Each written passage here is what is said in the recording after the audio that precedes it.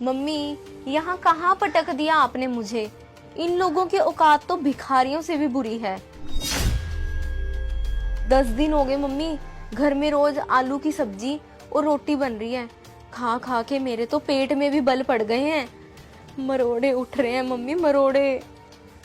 कैसे कटेगी इन भिखारियों के घर में मेरी जिंदगी। मम्मी, मेरी शादी को अभी सिर्फ 1 ही महीना हुआ है। इतने ही समय में 200 बार लोग अपने अपने पैसे मांगने के लिए आ चुके हैं। हलवाई, टेंट, मैरिज हॉल, कपड़े, यहाँ तक कि इन्होंने मम्मी नाई को भी पैसे नहीं दिए। लोग आते हैं, पैसे मांगते हैं, ना पैसे मिलने पर बेइज्जती करके चले जाते हैं। मम्मी, कैसे कटेगी जिंदगी इन भिखारियों के घर में मेरी। अरे अंजलि, हमें तो बताया था कि लड़का बैंक में मैनेजर है, 30,000 रुपए सैलरी लेता है। सैलरी की पे स्लिप भी दिखाई थी। सब फ्रॉड था क्या? नहीं मम्मी नहीं, वो फ्रॉड नहीं था। 30,000 रुपया सैलरी तो है रवि की, पर मम्मी वही सैलरी के बल पर ना 10 लाख रुपए का शादी के लिए लोन लिया हुआ है। 10 लाख रुपए का। उसमें से मम्मी 16,000 रुपए तो सीधी सीधी किस्त कट जाती है लोन की। तो बचे कितने मम्मी? 14,000 रुपए। उसमें घर का खर्चा कैसे चलेगा मम्मी? कितने तो मेंबर हैं घर के। अरे क्या 10 लाख का लोन? अरे अगर 10 लाख का लोन ले रखा था तो उधारी कैसे रह गई? फिर पैसे मांगने वाले क्यों घर पे आ रहे हैं? मुझे तो ना कोई बहुत बड़ा जोर लग रहा है। कहीं ऐसा ना हो कि जो इन्होंने तुझे गहने डाले वो भी नकली हो। तू ऐसा कर, सारे गहने वहां से उठा और एक बार मायके आ तू। चलो ठीक है मम्मी, मैं कोई ना कोई बहाना लगा के ना आज ही आती हूँ आपके पास। ये देख, शादी के सारे फोटो बढ़िया हैं तेरे। हाँ। नमस्ते मम्मी। नमस्ते पापा। नमस्ते बेटा। और कैसे हो आप? आ गई अंजलि? हाँ मम्मी, मैं तो बहाना करके आ गई। मैंने तो बोल दिया कि आज ना मेरे भाई का बर्थडे है, तो मैंने तो जाना है मायके बस। चल अच्छा किया तूने ये तो। बेटा, बहाना करके आने की क्या जरूरत थी? रवि को बता के आना था। और ऐसा भी क्या हो गया? अरे क्या बताऊं आपको, कुछ भी सही नहीं है अंजलि के ससुराल में। खोखले हुए पड़े हैं, खोखले। ऊपर से बन रहे थे करोड़पति। शादी से पहले तो इतनी बड़ी बड़ी बातें करते थे, अब सारा दिन उधार मांगने वालों की लाइन लगी पड़ी है अंजलि के घर पे। उन्होंने तो शादी के जो भी गहने बनवाए थे उसके पैसे नहीं दिए, नाई के पैसे नहीं दिए, हलवाई के पैसे नहीं दिए, और तो और जो गाड़ियां यहाँ पे करके आए थे ना उनका भी बकाया भी बाकी है बाकी। अरे 30,000 रुपये सैलरी है रवि की, धीरे धीरे चुका देगा सभी के पैसे। और ब्याह शादी में ऐसा हो ही जाता है, किसी से उधार लेना पड़ जाता है। तो हमने कहा अभी सारे चुका दिए पैसे? हमने भी तो कई लोगों के पैसे देने अभी। इसमें क्या घबराने की जरूरत नहीं होती इसमें। अरे हम तो लड़की वाले हैं, वो लड़के वाले हैं। लड़के वालों को तो पैसे वाला होना चाहिए। मैंने आपसे कितनी बार बोला था कि ढंग से इंक्वायरी कर लो, अब देख लो। अरे पापा, उनके पास तो जमा के नाम पर फूटी कोड़ी भी नहीं है। और आप बात कर रहे हो 30,000 रुपया सैलरी की। 10 लाख का तो पापा लोन ले रखा है।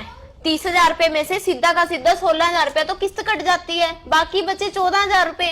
14,000 तो ऐसे चुटकियों में खत्म, क्योंकि 3 बाइक है घर में, 1 गाड़ी है, उनके पेट्रोल का खर्चा, वाईफाई लगा हुआ है उसका बिल, 5 मोबाइल है, उनके रिचार्जों का खर्चा। इतने खर्चे तो खाएंगे कहाँ से पापा? देखा देखा आपने? और लेके आई है ना अंजलि तू गहने, दिखा मुझे गहने। बड़े बनते थे, कहते थे 24 कैरेट के गहने हैं, 24 कैरेट के। मुझे तो ये 14 कैरेट के भी नहीं लगते। अभी सुनारे के पास जाके ना चेक करवाती हूँ कि ये गहने सोने के हैं भी या नकली हैं।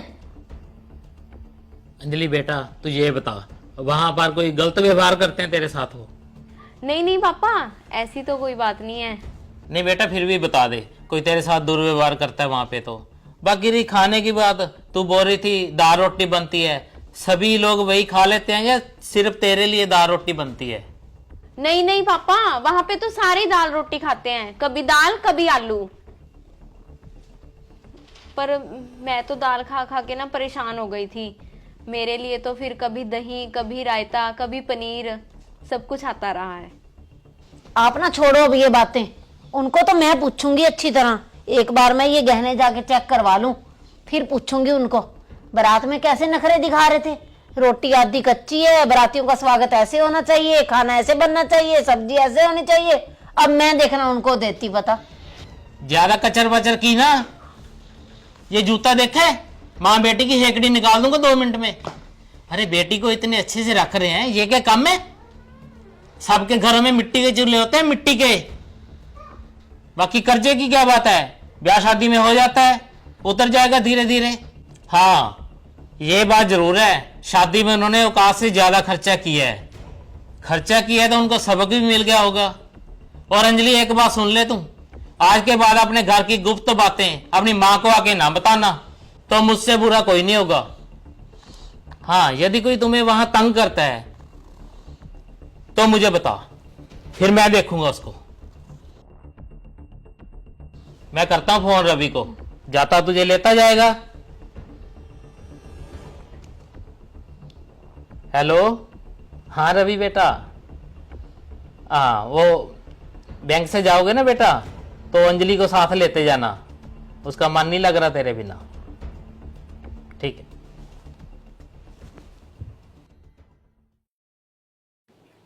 अरे अंजलि और बता, 4 साल हो गया अब तो तेरी शादी को, कैसा है तेरे ससुराल में, सब सही चल रहा है ना?